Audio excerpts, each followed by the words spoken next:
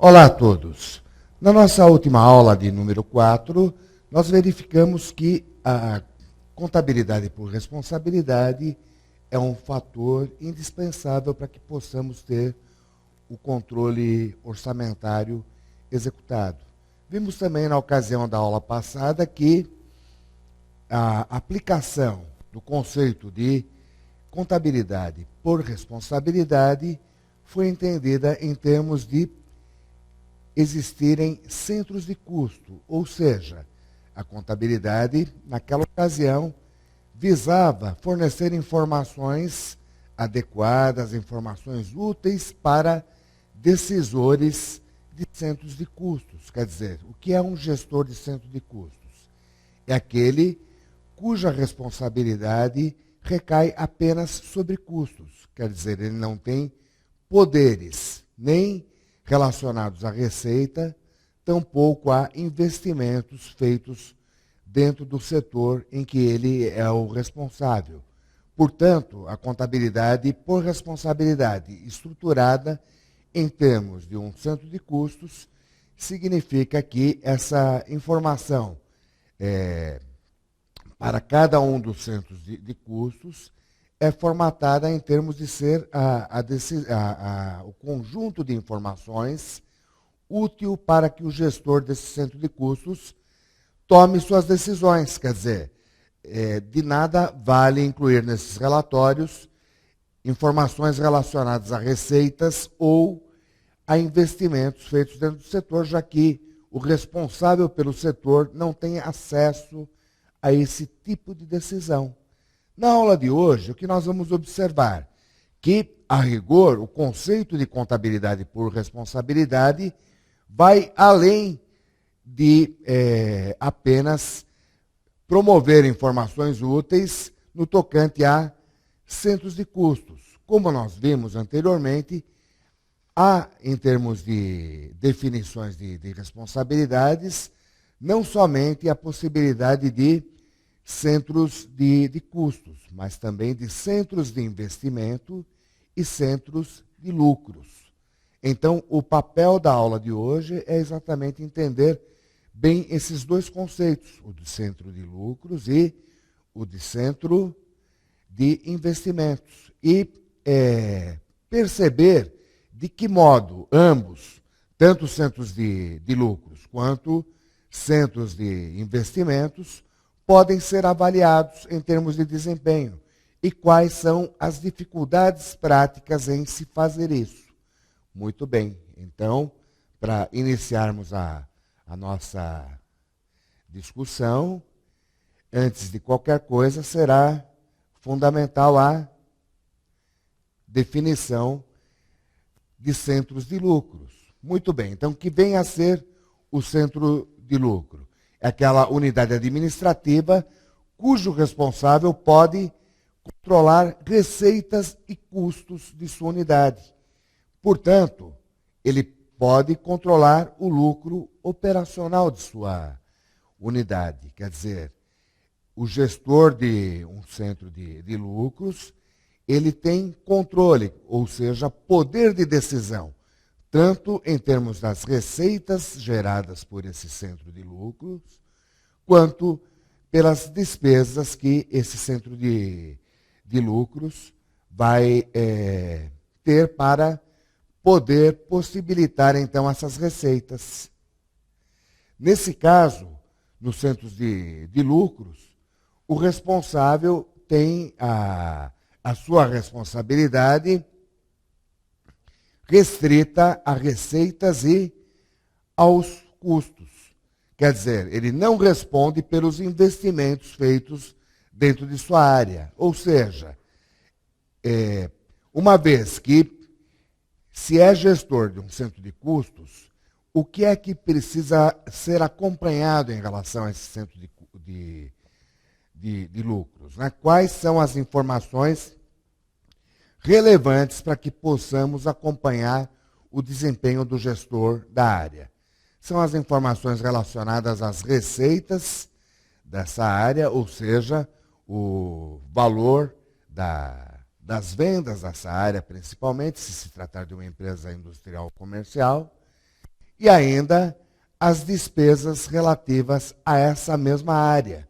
Quer dizer, todo o investimento, todo o equipamento que eventualmente seja necessário para a realização da atividade, para que existam as receitas e as correspondentes despesas, não cabe ao gestor dessa área a decisão em termos de quais serão os investimentos, tanto em termos dos elementos, né, dos ativos que estarão à disposição da área sob o seu comando, bem como o valor desses investimentos, o tipo de equipamento necessário e assim por diante. Quer dizer, quando se é gestor de um centro de lucros, esse gestor de centro de lucros não responde em termos de quais investimentos serão necessários para a sua área de atividade. Quer dizer, ele não decide em relação, por exemplo, se determinada máquina deve ou não ser substituída,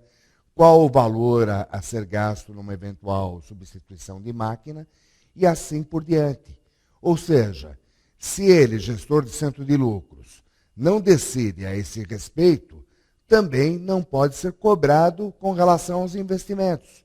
Se eventualmente os investimentos feitos na área forem um problema quanto à obtenção das receitas, ou mesmo trouxerem despesas adicionais que não ocorreriam caso o investimento fosse de melhor qualidade, não é ele, gestor do centro de lucros, que vai ser, então, cobrado por essa ineficiência dos investimentos, uma vez que não foi ele quem decidiu pelos investimentos de sua área. Portanto, o que ocorre? A contabilidade por responsabilidade aplicada a centros de lucros precisa estar preparada para que, nesses centros de lucro, hajam informações que permitam o acompanhamento, o controle e a avaliação de desempenho dos gestores desses centros de lucros. Quer dizer, informações de receitas e despesas desses centros de lucros. E aonde que isso funciona de fato? Né? Isso funciona quando a estrutura da empresa é descentralizada a ponto de funcionar por linhas de produtos, ou ainda por produtos. Quer dizer, em empresas extremamente grandes, o que pode ocorrer? Você passa a ter o gerente de um determinado produto. Quer dizer, ele será o responsável tanto pelas receitas desse produto, quanto pelos custos de fabricação desse produto e ainda pelas despesas comerciais e administrativas decorrentes desse produto em si. Quer dizer, todas as receitas e despesas relativas a esse produto, ele terá comando, ele terá, então, poder de decidir em relação, por exemplo, ao preço do produto, ao nível de descontos, ao prazo oferecido aos clientes, enfim. Numa empresa assim estruturada, o gerente de produto ganha autonomia em relação a uma série de decisões. Ele só não terá condições de decidir o quê? O volume de investimentos, a qualidade de investimentos direcionada ao seu produto específico ou ainda a linha de produtos. Quer dizer, quando você tem empresas que funcionam em termos de divisões autônomas essas que lidam exclusivamente com um único produto ou com uma linha de produtos, você tem um ambiente propício para a aplicação do conceito de centros de lucros, ou seja, você estruturará a contabilidade para que ela forneça informações úteis para esse gestor que tem sob o seu comando todas as decisões relativas a receitas e despesas específicas daquele centro, ou seja, daquela área responsável pelo produto ou pela linha de produto. Então você observa que quando há esse tipo de estrutura, o que a contabilidade então precisa fazer enquanto atendimento? Ela precisa gerar relatórios específicos voltados para cada um dos centros de lucros. Ao contrário da contabilidade feita para centro de custos, aonde só vão entrar as informações administradas pelo gestor do centro de custos, ou seja, informações relativas a custos. Quando se tratar de centros de lucros, a contabilidade precisará estar aparelhada para quê? Para gerar relatórios aonde estejam contidos todas as informações úteis para o gestor desse centro de lucros, quer dizer, todas as informações relacionadas às receitas desse centro de lucros, bem como os custos controláveis pelos gestores dos centros de lucros, precisarão estar necessariamente contidas nesses relatórios gerados pela contabilidade. Portanto, a contabilidade por área de responsabilidade aplicada a centro de custos significa o que na prática? Oferecer a cada gestor dos centros de lucros informações que possam ser úteis tanto em termos do planejamento desses centros de lucros, quando da elaboração do orçamento, por exemplo, como ainda forneça informações contendo os dados reais que ocorrem dentro dos centros de lucros e esses dados reais, então, vão permitir que possa ser feito tanto o controle orçamentário do centro de lucro, como ainda possa ser avaliado o desempenho desse centro de lucro. Enfim, saber se esse centro de lucro realmente foi eficaz, se ele contribuiu de maneira significativa ou não para o resultado da empresa. Então, todas as conclusões relacionadas a essa eficácia ou não do centro de lucros vão ter como ponto de partida os relatórios gerenciais feitos pela contabilidade em termos de responsabilidade de cada um dos centros de lucros. Quer dizer, a contabilidade vai se encarregar de fazer relatórios personalizados, relatórios que digam respeito exclusivamente às informações necessárias a cada um dos centros de lucros em separado. Ok?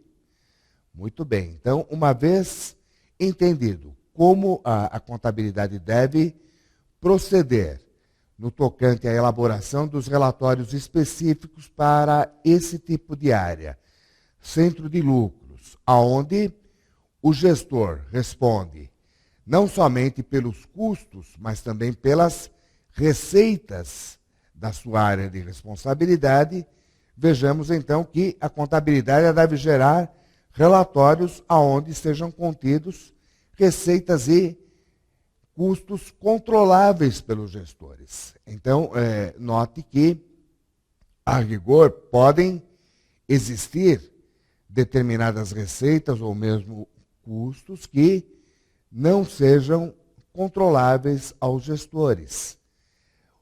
Portanto, o que vai ocorrer na contabilidade por responsabilidade aplicável aos centros de lucros, para fins de controle, como também para avaliação de desempenho, será necessário que existam apenas aqueles itens que sejam controláveis por parte do gestor. Quer dizer, aqueles itens sobre os quais o gestor para o qual está sendo feito o relatório tenha efetivo poder de decidir. Logo, se existe um relatório onde estejam contemplados exclusivamente as receitas sob o domínio do gestor do centro de lucros e também todas as despesas e custos relacionados a esse mesmo setor, onde o gestor tenha o controle também de custos e despesas, o que vai ocorrer em termos práticos? Estamos selecionando exclusivamente aqueles itens sobre os quais o gestor tem controle. Logo, à medida que façamos a dedução de custos e despesas controláveis das receitas controláveis pelo gestor, temos então o lucro controlável pelo centro de lucros, por diferença de receitas controláveis e custos e despesas controláveis dentro desse setor. Logo, o que a contabilidade por responsabilidade deve fornecer enquanto informação a ser acompanhada pelo gestor do centro de lucros e meta a ser perseguida.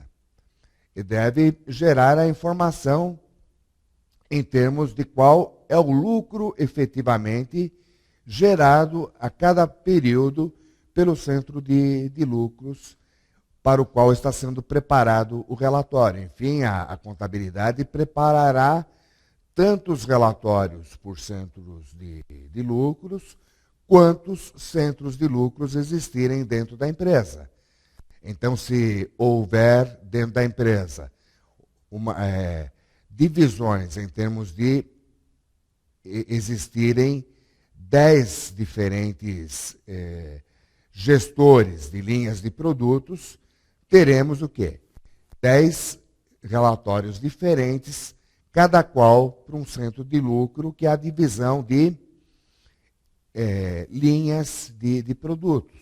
Dentro dessas divisões de linhas de produtos, imagine que haja gerentes específicos para cada produto. Então, dentro de uma única linha, suponha que existam 5 produtos. Existirá, então, um relatório para cada gerente de produto.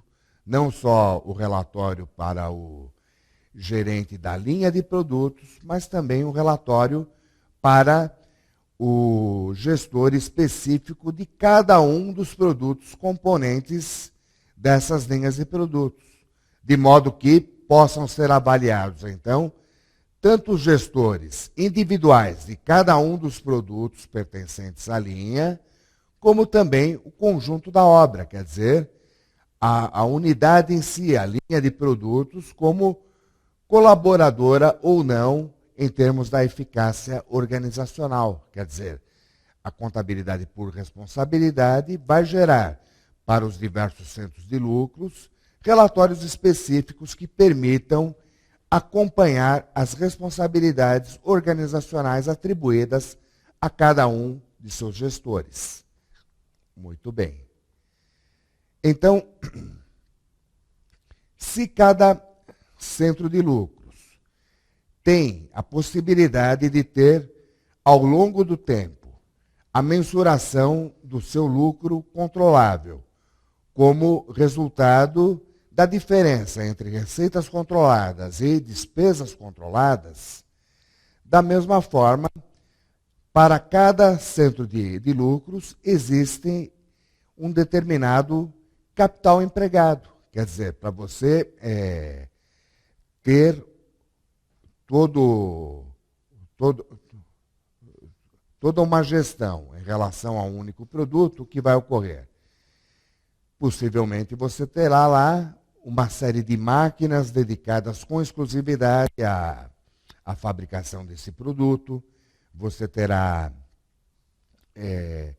funcionários dedicados exatamente a esse produto especificamente e assim por diante. Quer dizer, você tem então toda uma série de recursos, toda uma série de ativos, de modo geral, à disposição desse produto. Ou seja, você está aplicando dentro desse centro de lucros relativo ao produto um determinado capital.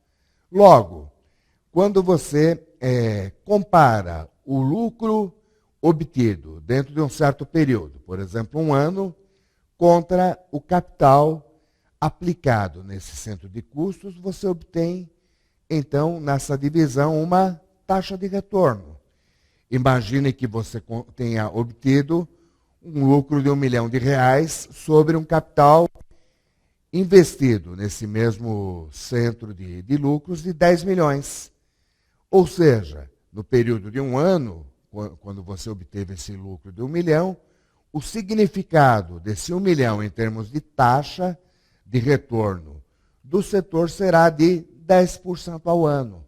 Como é que chegamos aos 10%?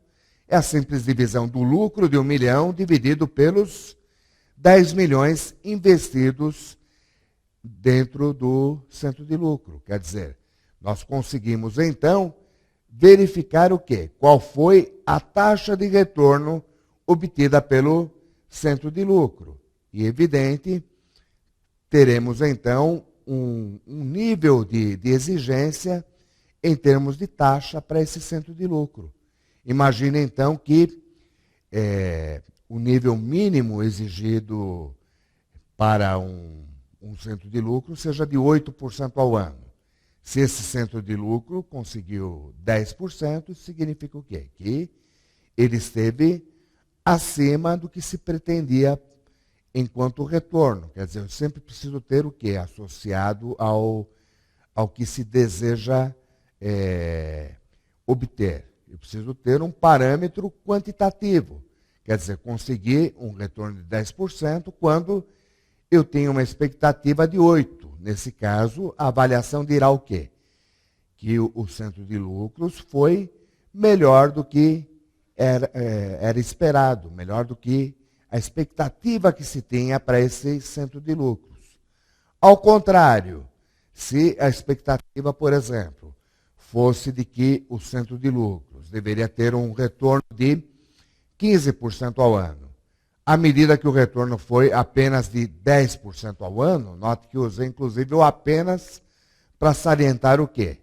Dessa vez, se a comparação for essa, se o que se exigia era 15 e obtivemos apenas 10, isso significa que esse centro de lucros não foi bem quanto ao seu desempenho nesse período que foi medido. Quer dizer, ao contrário dos 15% que eram exigidos para ele em termos de taxa, então tínhamos aí a definição quantitativa de uma média, de uma meta, obtivemos o quê? Somente 10%.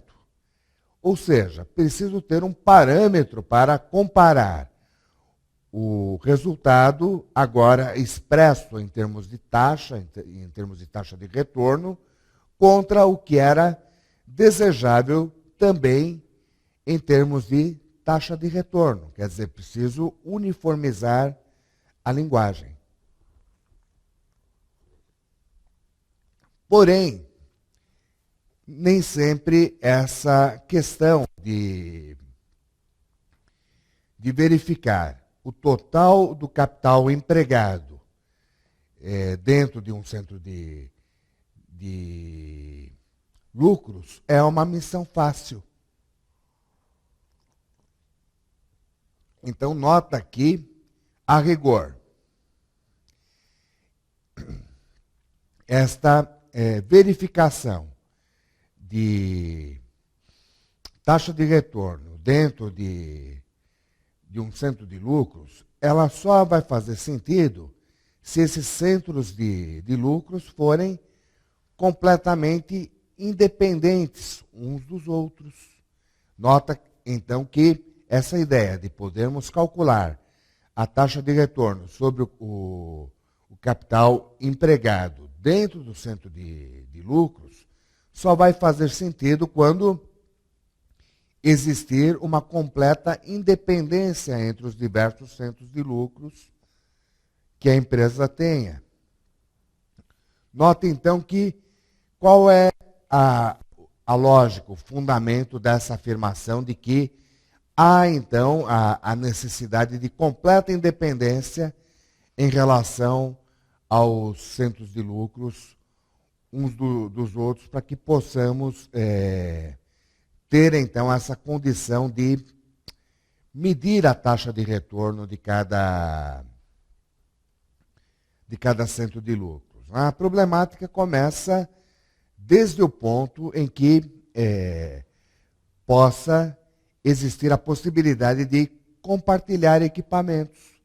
Então, observa que, à medida que um mesmo equipamento, que uma mesma área, seja utilizada por mais de um centro de lucros, nós não temos a plena condição de avaliarmos com clareza qual é o volume de ativos disponíveis para cada um dos centros de lucros avaliados. Então, quando existem ativos que são usados por mais de um centro de lucros, vai existir essa natural dificuldade em termos do quê? De se avaliar qual é o efetivo investimento que ocorreu em cada um dos centros de lucros. Bem como existe também o problema relacionado a como medir as receitas e as despesas. Então, observa que acabam existindo fatores complicadores à medida em que não haja uma total independência do centro de lucros. Note, por exemplo, que para que o lucro seja medido como receitas menos despesas, necessariamente o que é necessário ocorrer?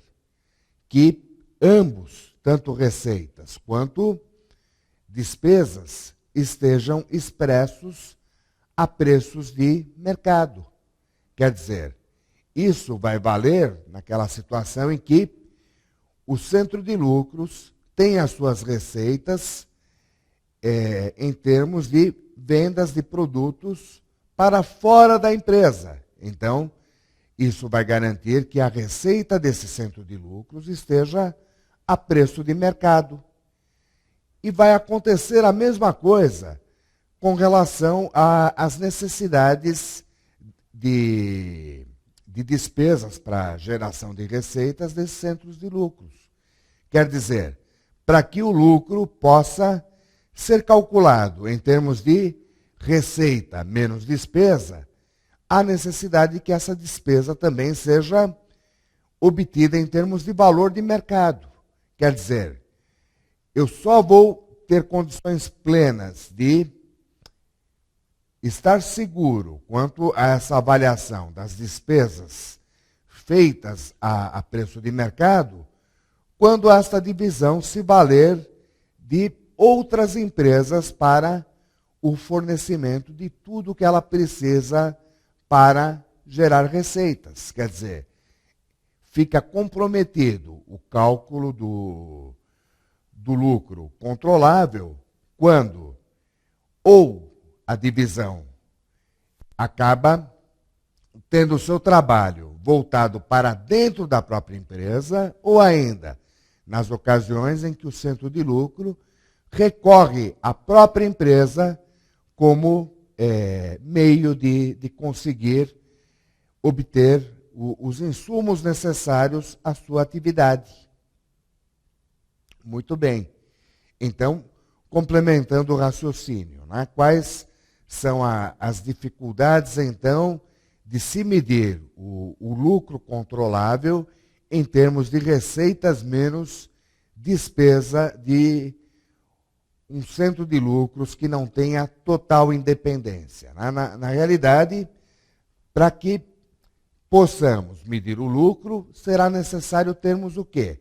A uniformidade em termos de receitas e despesa. Quer dizer, ambas precisarão estar avaliadas em termos de valores de mercado e não de custos, ok?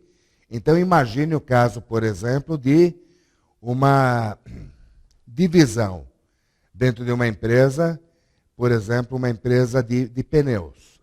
E Esta empresa fabricante de pneus também é fabricante de borracha. Nota que a unidade, então, de borracha, que pode ser entendida como um centro de lucros, ela vai ser um centro de lucros na concepção da palavra se ela comprar no mercado tudo o que ela precisar para o seu processo de transformação das matérias-primas na borracha utilizada nos pneus. Do mesmo modo, ela poderá ser considerada como um centro de lucros na situação em que venda essa borracha a preço de mercado para outras empresas fabricantes de pneus. Ou produtos onde essa borracha possa ser empregada. Mas nota que a lógica de existir uma divisão de borrachas dentro de uma fábrica que se dedica ao produto final, pneus, boa parte da necessidade, então, da borracha empregada nos pneus vai ser atendida, em termos até lógicos, por essa mesma divisão de borracha dentro da fabricante de pneus.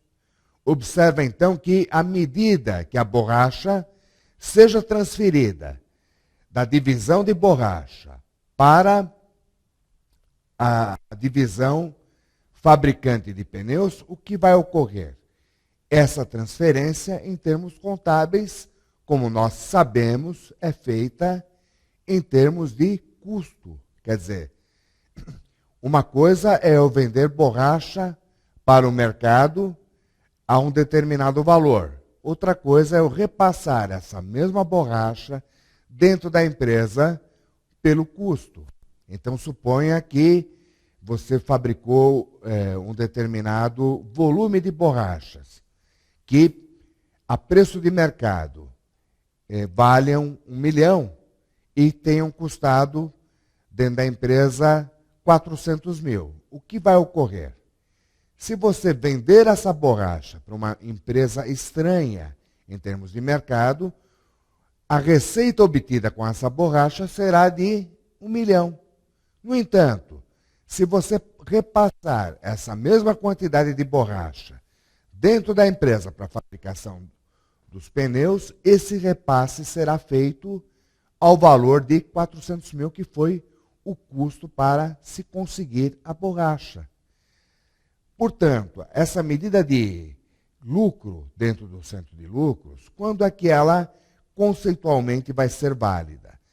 Somente naquelas situações em que as receitas sejam apuradas em termos de valor de mercado. Então, utilizando o exemplo que acabei de dar do caso da borracha, eu deveria ter a garantia de que toda a borracha feita dentro da divisão fosse vendida a preço de mercado. Bem como eu não poderia ter dentro da mesma empresa alguém, algum outro setor, algum outro centro de lucros, ou mesmo algum outro centro de custos que passasse alguma matéria-prima para a fabricação de borrachas ao valor de custo. Quer dizer, eu precisaria, para ter segurança quanto a esse valor do lucro calculado em termos de valores de mercado, de quê? Tanto os insumos conseguidos para a fabricação da borracha, como também a venda da borracha, ambos fossem feitos fora da empresa. Quer dizer, a divisão será totalmente independente quando existirem esses dois requisitos. Quer dizer, tanto matérias-primas serão compradas fora da empresa, como o uso dessas matérias-primas serão fora da empresa e, portanto, as receitas serão geradas a valor de mercado. Nessa situação, sim, eu tenho a tranquilidade de aplicar com segurança o conceito de lucro controlável dentro do centro de lucros. Então, a sequência aí das explicações que vão sendo dadas ao longo das transparências vão nessa linha de raciocínio. Então, note aqui, olha, quando uma empresa utiliza insumos exclusivamente de terceiros, quer dizer que venham de fora da empresa, há esta garantia em relação às despesas. Significa dizer o quê? Eu tenho segurança em afirmar que as compras de tudo que foi utilizado para fabricar lá minha borracha foram feitas a preço de mercado. Por quê? Foi tudo comprado fora da empresa, ok? Mas quando o centro de custos, o centro de lucros, desculpe, utilize um centro de custos dentro da própria empresa, esse insumo necessário à fabricação de borracha, ele será transferido não a valor de mercado, mas sim a preço de custo.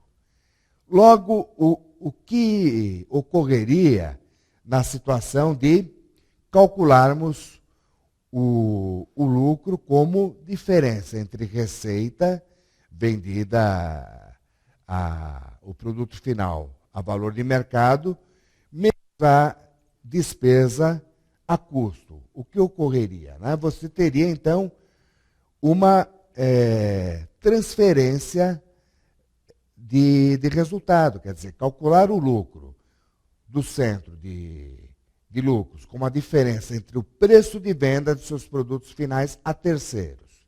Ou seja, temos aí a receita a valor de mercado. Menos o insumo que entra a preço de custo, faria o quê? Com que o mérito do centro de custos, que atendeu ao centro de lucros, fosse transferido ao centro de lucros. Quer dizer, se ao invés de eu comprar uma matéria-prima a preço de mercado, que eu vou utilizar por 1 milhão, eu consigo, dentro da mesma empresa, essa matéria-prima por 400 mil, a rigor o que vai estar ocorrendo? Eu vou dar a entender que foi mérito do centro de lucros esse ganho adicional da diferença de 600 mil. Como é que eu cheguei a essa diferença de 600 mil? O 1 milhão, que é o valor de mercado da borracha, que eu me referi, né, no exemplo, que poderia ser vendida a valor de mercado para uma outra empresa, contra os 400 mil, que é o custo da sua fabricação. Logo, quando falo do lucro obtido na fabricação de pneus, quando comparo a receita de venda dos pneus de 2 milhões contra 1 milhão, que seria a borracha utilizada dentro a preço de mercado, vou chegar a um lucro de 1 milhão. No entanto, se eu considerar que a borracha foi obtida dentro da própria empresa, dentro de um centro de custos, que conseguiu transferir essa borracha para a fabricação de pneus a um custo de 400 mil, na realidade, o que eu vou, de forma indireta, estar fazendo em termos de cálculo de lucro? Vou estar dizendo que na fabricação dos pneus consegui uma receita de 2 milhões menos um custo de 400 mil. Quer dizer, aquele lucro que na realidade deveria ser de 1 milhão passou a ser de 1 milhão e 600. Ou seja, estou transferindo o mérito que na realidade é do centro de custos, lá fabricante da borracha, para o centro de lucros, que é a linha de pneus. Ok? Então, para que eu possa fazer uma medição justa do lucro controlável, é necessário que ambos os parâmetros, receita e despesa, estejam a preço de mercado, sob pena do quê? Caso eu não obedeça a esse requisito fundamental. Eu encontrar um resultado distorcido, quer dizer, um resultado maior ou menor do que o que seria, de fato, o número justo para efeito de avaliação de desempenho. Muito bem. Da mesma forma, se o centro de lucros não destina seu produto final para fora da empresa, mas para outro centro de lucros ou centro de investimento, dentro da própria organização, a transferência ao centro seguinte será com base no custo e não no preço de venda. Quer dizer, existe então a possibilidade da existência de centros de lucros dentro da empresa que, na realidade, o seu produto final acabará parcial ou totalmente utilizado dentro da própria empresa. E, nesse caso, a receita, então, do centro de lucros não será em termos de valor de mercado, mas sim uma mera transferência em termos de custo do seu produto para utilização dentro da própria empresa num processo seguinte. E, nesse caso, o que passa a ocorrer? Outra vez, você terá uma distorção na mensuração do lucro, uma vez que você está medindo a receita pelo custo, ao invés de medir a receita pelo valor de mercado que você obteria em vendendo esse produto para fora da empresa. Então, utilizando o mesmo exemplo da borracha. Se vendemos a borracha para fora da empresa, nossa receita será de 1 milhão. Ao contrário, se essa borracha for destinada dentro da empresa à fabricação de pneus, por exemplo, ela será repassada ao custo de 400 mil. Então, nesse caso, a receita do centro de lucros, departamento de borracha, será de 400 mil ao invés de 1 milhão. Quer dizer, terei novamente uma distorção no lucro do centro de lucro borracha acompanhado. Ok? Quer dizer, a apuração do lucro do centro de responsabilidade, né? Quer dizer, isso vale tanto para centro de lucro como centro de investimento seguinte, que recebe os insumos de outro centro de lucro, também fica prejudicada quando essa transferência é feita em termos de custo e não de receita. Então, para solucionar esses dois impasses que ocorrem nas organizações em que não existe essa plena independência, vai haver, então, um conceito de preço de transferência para, de alguma forma, administrar esse problema. Quer dizer, haverá, então, uma saída através da qual se cria um mecanismo para que o desempenho dos centros de lucros possam ser avaliados em termos de obtenção de um lucro controlável, dentro do conceito do quê? De preços de mercado. Então, é o conceito de preço de transferência que vai nos ajudar a fazer, então, essa amarração necessária para que obtenhamos números confiáveis para efeito de avaliação. Bem, então, o preço de transferência, na verdade, é um recurso utilizado para avaliar produtos ou serviços transferidos entre divisões de uma mesma organização.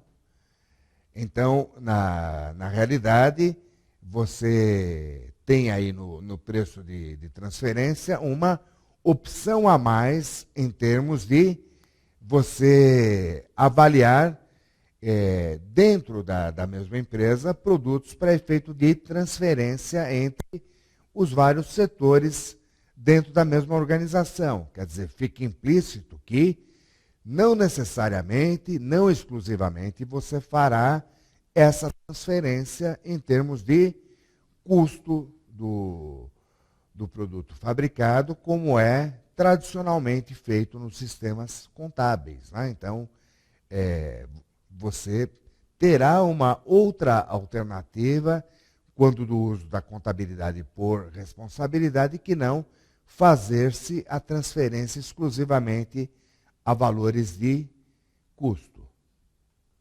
Muito bem, então, para que você possa aplicar o conceito de preço de transferência, antes de qualquer coisa, você precisará ter, então, a sua empresa dividida por centros de responsabilidade.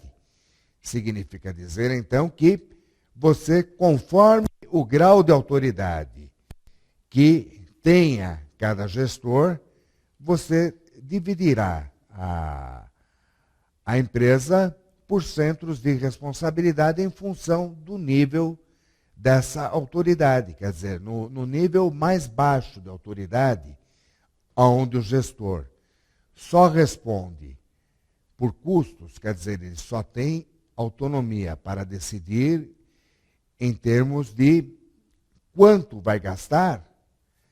Nesse caso, estamos falando de centros de custos. Então, a contabilidade por responsabilidade fornecerá relatórios feitos especialmente para esses centros de custos. E definir-se, então, que é um centro de custo implica dizer que estamos falando do nível de autoridade possível entre os 3 níveis, esse o mais baixo, né, onde o gestor só é acompanhado em função do quê? Do quanto ele gasta. Já no caso do centro de lucros, a gestão vai além. Então, quem é gestor de um centro de lucros acaba tendo um volume, um nível de responsabilidade superior àquele gestor do centro de custos. Portanto, o gestor de um centro de lucros terá responsabilidade não apenas sobre custos e despesas do seu setor, mas será responsável também pelas receitas do seu setor. Quer dizer, ele decidirá pelos aspectos que tanto geram receitas dentro da sua atividade, quanto geram despesas. Então, ele é responsável nas duas pontas. Quer dizer, ele tem um nível de responsabilidade bastante maior do que um gestor de um centro de custos. Já num centro de investimentos, o nível de responsabilidade será ainda maior. Então, um gestor de centro de investimentos terá autoridade não só para decidir quanto a custos, como também quanto a receitas, e por diferença de receitas e custos ou despesas, ele terá o mesmo grau de responsabilidade de quem é gestor de um centro de lucros. Só que, além dessa responsabilidade que tem um gestor de centros de lucros, qual é a responsabilidade adicional do gestor de um centro de investimentos? Esse gestor tem também autonomia, quer dizer, ele é responsável por definir quais são os investimentos necessários à sua área. Então, ele pode também decidir questões relativas a que tipo de equipamento comprar, a que preço, financiado ou não. Enfim, ele também terá autonomia para decidir quanto aos investimentos necessários dentro de sua área. Logo, para que possa ser utilizado o conceito de preço de transferência, é necessário que haja, então, a empresa, toda ela estruturada em termos de contabilidade por responsabilidade. Significa dizer, temos que, dentro da estrutura organizacional, definir a quantidade de centros de custos e elaborar relatórios específicos para cada um deles. Temos que definir quais e quantos serão os centros de lucros, bem como elaborar relatórios específicos para cada um desses centros de lucros, assim como precisamos fazer a mesma coisa quando falamos de centros de investimentos. Precisamos saber, então, quais são os centros de investimento, quantos são os centros de investimentos e ainda promover a elaboração de relatórios especiais para cada um deles. Quer dizer, toda essa estrutura vai ser fundamental para que possa, então, ser aplicado o conceito de preço de transferência, sem que exista a contabilidade concebida desse modo, não há, então, como fazer a aplicação do conceito de preço de transferência. Existirá, então, a necessidade de ter-se essa estrutura toda desenhada desse modo, ok? Muito bem. Então, uma vez estabelecidos, né, os conceitos de centro de responsabilidade, ou seja, saber-se quais são os centros de custos, quantos são os centros de custos e ter-se a definição de relatórios especiais para cada um desses centros de custos, mesma coisa para os centros de lucros e ainda para os centros de investimentos, então teremos a empresa estruturada em termos de centros de responsabilidade, né? Então, à medida que a empresa está toda ela estruturada em centros de responsabilidade, seja essa responsabilidade exclusiva por custos, por lucros ou ainda por investimentos, ela necessariamente deve ser descentralizada. Quer dizer, não faz sentido falarmos em aplicar preços de transferência em empresas em que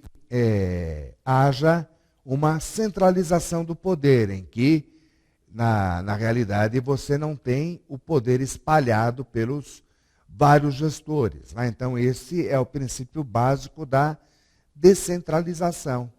A descentralização, então, é que vai gerar essa difusão do poder em várias instâncias, né, em vários níveis. Quer dizer, necessariamente, então, a empresa, além de estar estruturada em termos de áreas de responsabilidade definidas, seja em termos de responsabilidades por custos exclusivamente, por lucros ou ainda por investimentos, o nível mais alto, necessariamente essa empresa também precisa ser descentralizada. É outro requisito essencial para que haja a aplicação dos preços de transferência. Então, o que se quer com a aplicação dos preços de transferência? Basicamente, avaliar de maneira mais adequada os vários centros de responsabilidade e conduzir a empresa a melhores resultados. Então, o que vão ser os preços de transferência? Vão ser aqueles modos, né, que nós teremos para contornar as questões que acabamos de falar quanto aos números utilizados em termos de lucro controlável para cada centro de lucros, que nós acabamos de ver. Então, essa dificuldade decorria do quê? De nem sempre termos esses preços avaliados a nível de mercado, e sim de custos. Então, à medida que utilizemos a técnica de preços de transferência, isso vai nos ajudar a entender melhor a contribuição de cada centro de lucros perante os objetivos globais da empresa. E, uma vez esses centros de responsabilidade, centros de lucros, né, melhor avaliados, teremos, então, uma melhor condição de percebermos se esses centros de responsabilidade estão ou não contribuindo de maneira significativa em prol de benefícios globais para a empresa. Quer dizer, se eles estão ajudando ou não na eficácia. E isso vai fazer, então, com que exista uma natural condução da empresa para a obtenção de melhores resultados. Quer dizer, são esses os objetivos básicos, né, quando se pensa em utilizar preços de transferência. Então, na realidade, o que nós queremos? Estarmos seguros de uma avaliação mais justa e do centro de responsabilidade e, por fim, fazer com que o resultado da avaliação dos centros de responsabilidade seja benéfico em termos da empresa como um todo, e não seja uma questão de competição dentro da empresa, né? De você ter um centro de lucros mais valorizado em relação ao outro ou vice-versa.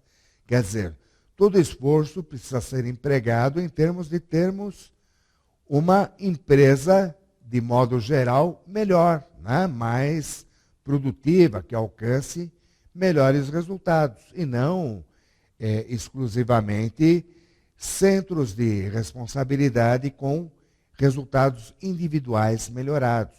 Quer dizer, precisamos sempre ter nossa atenção voltada para o lado global e não individual. Ok?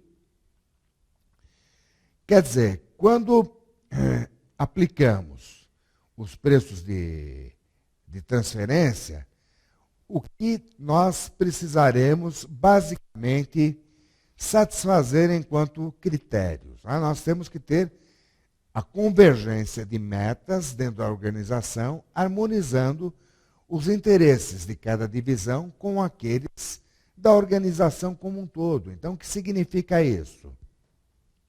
Na realidade, temos que privilegiar o quê? As metas da organização como um todo, e não da divisão especificamente.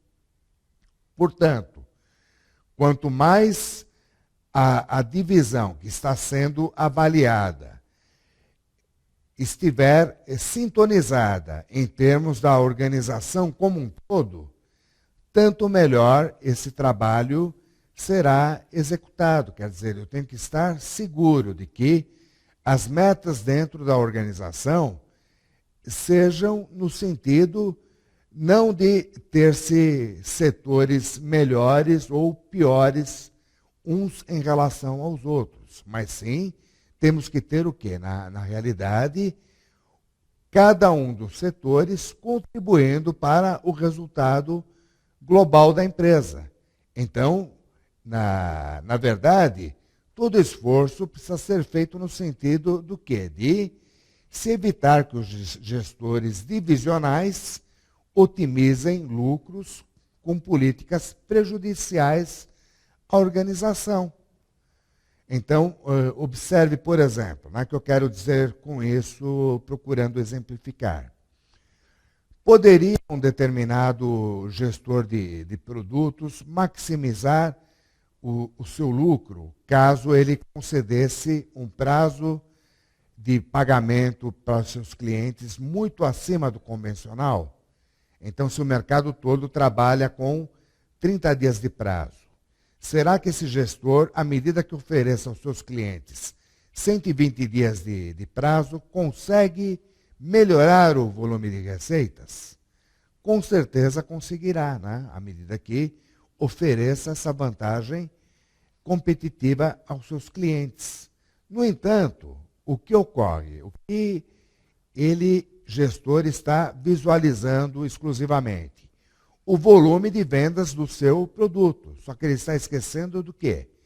Que, na verdade, financiar esses clientes por mais 90 dias em relação ao que o mercado faz, tem um custo para a empresa que, na realidade, pode ser bastante elevado. Então, embora ele consiga, de certa forma, promover um resultado muito melhor para a sua divisão em separado, ele está agindo de uma maneira a comprometer o resultado da organização como um todo. Quer dizer, esse tipo de postura deve ser evitada, né, para que nós possamos, então, fazer a correta aplicação dos preços de transferência, como veremos na sequência da nossa aula logo após o intervalo. Obrigado por hora.